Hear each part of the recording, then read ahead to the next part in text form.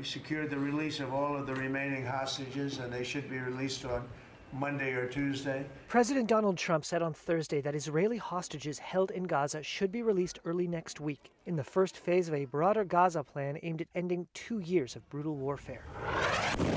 Representatives of Israel and the Palestinian militant group Hamas confirmed the two sides signed an agreement on Thursday in the Egyptian resort of Sharm el-Sheikh.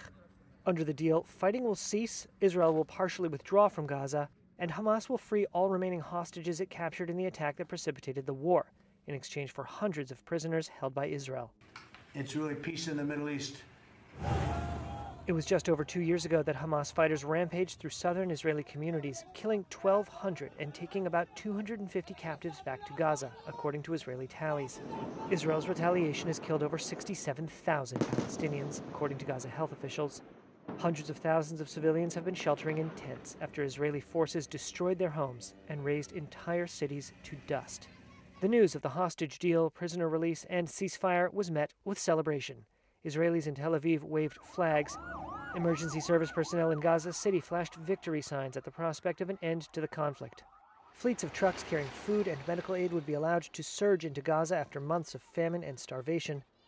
The accord, if fully implemented, would bring the two sides closer than any previous effort to halt a war that has erupted into a regional conflict, drawing in Iran, Yemen, and Lebanon, and deepening Israel's international isolation. But that isolation may have played a role in why Prime Minister Benjamin Netanyahu ultimately accepted Trump's terms.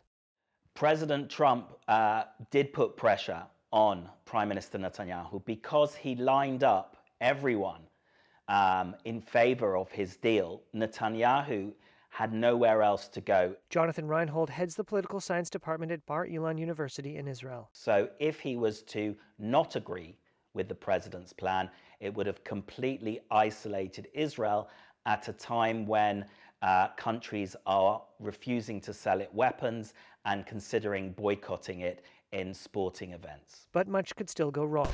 Even after the deal was signed, a Palestinian source said the list of Palestinians to be released by Israel had yet to be finalized.